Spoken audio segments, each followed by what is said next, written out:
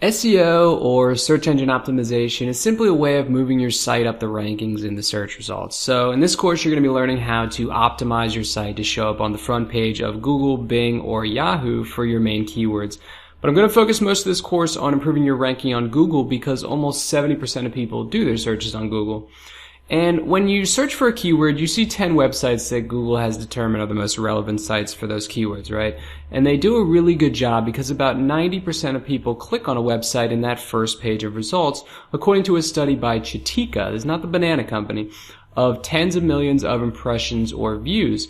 So this is why it's really important to make an effort to get into that top 10, because if you're not, there's a good chance that you're not going to get a lot of clicks because not a lot of people go to that second page. It's also important because search is responsible for more than 50% of all traffic sent to websites, according to a study by content marketing firm BrightEdge.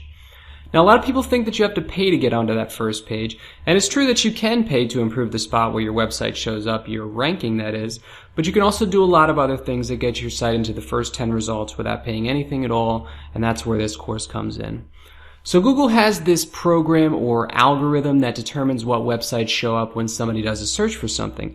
And nobody except a small group who work at Google know all of the factors that go into it, but we do have something that can give us a very close approximation of them. Now in the screenshot, we have the results of a November 2014 study by Searchmetrics of 10,000 keywords over the course of a year.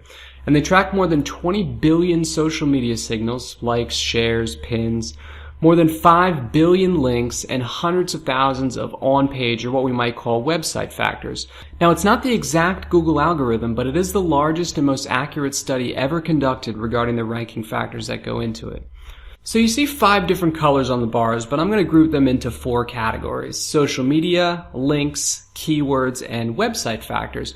And I'm going to kind of weave the 5th element, the bars you see in purple, into the other categories because they're essentially a result of doing all of the other things well. So you see social media in orange, and this is essentially how many Google Plus ones you get, so you definitely want to have a Google Plus account. How many Facebook shares, Facebook likes, and Facebook comments you get, how many Pinterest repins, and how many tweets you get for your articles, your website, your content. And these are, as of late 2014, and certainly this year, the most important category with relation to a higher rank. And if you've taken my social media marketing course, you'll be familiar with many of these strategies. Now, your ranking also depends on links, as you can see in dark blue, and this is based on the quality and number of other sites linking to you. So without you even knowing, somebody might include your site as a resource on their website, or link to your business or an article you wrote in one of their posts.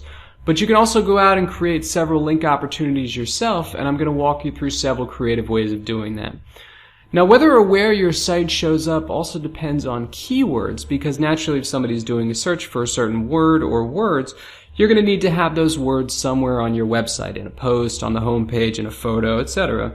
So I'm going to take you through some very simple ways of brainstorming for and finding keywords using a number of different programs, how to create content for those keywords, and then how to lead people from your informational posts to your purchase pages.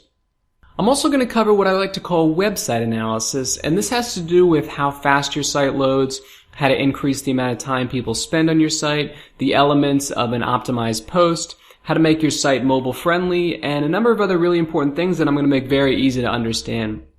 Now, relative to the other categories, website analysis or these on-page factors have a smaller correlation with a higher rank, but they're a prerequisite for even being considered for the top 10 results of a Google search. I'm basically going to take you through every single factor from the Searchmetrics study, more or less the top 40 factors that go into a high ranking, the other factors that Google has revealed over the years, and what's going to be important this year based on the things Google has told people to focus on in 2015. Now, as you might have read in the description, you'll need a WordPress-based blog or website, and most people have one, to use some of the plugins that I'm going to mention. They're going to be particularly important in the section on website analysis, which, not coincidentally, is the first section of the course. So go ahead and click on the next video, and let's see some things you can do to immediately improve your position in the search results.